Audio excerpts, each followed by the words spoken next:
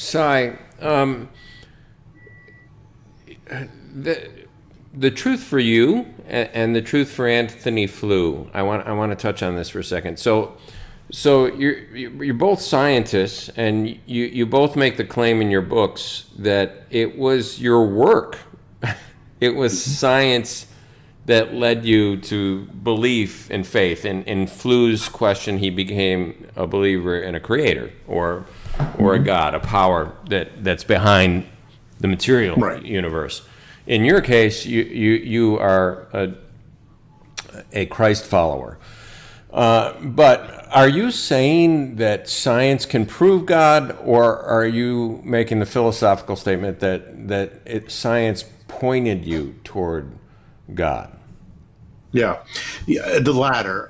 Science actually never proves anything. The only time you find proof is in math, logic. Um, there are things that have very, very strong evidence about in science, but proof is a concept that's really mathematical in nature. And in some cases, in physics, you can say that you've reached proof of a certain theorem, but I'm a biologist, and it's never true in biology, which is much messier. What we can say about science proving God is the most we can say is that I believe, and other people have said the same thing. Francis Collins has said it many times, is that there are, many other people have said it, there are things about this universe that could have all kinds of explanations, and it doesn't matter what the explanations are because everything has a natural explanation. But the way the universe is constructed, the fine tuning of the physical constants, and some of the aspects of biology, which are too complex to get into, I couldn't even really get into it too deeply in the book either, that are just remarkable and just make you think, how did this happen? Who did all of this? And just by asking that question, you're saying there's a who.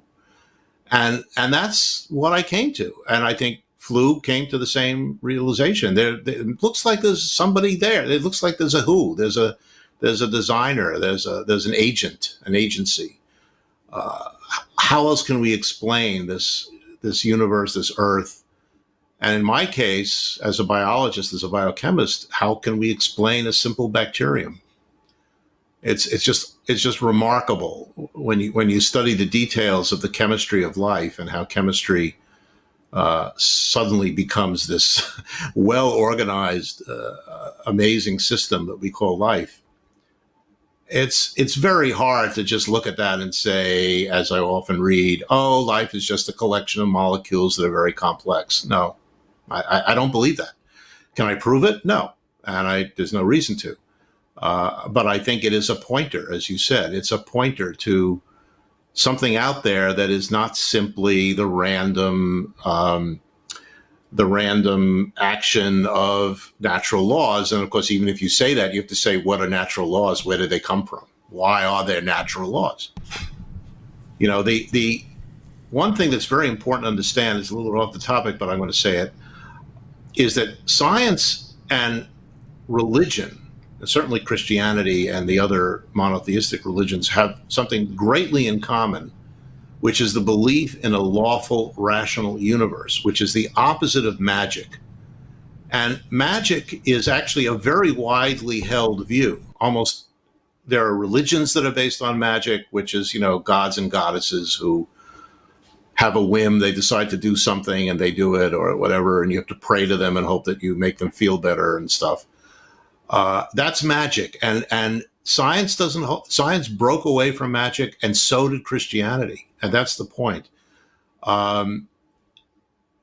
There is a lawful universe. We live in a lawful universe. We know that. We know what many of those laws are. We don't know all of them by far, but we know some. And that fact alone should make us wonder why. Why are there laws? Why don't just random things happen? Sometimes you sit down, sometimes gravity stops and you float up in the air. Why doesn't that happen?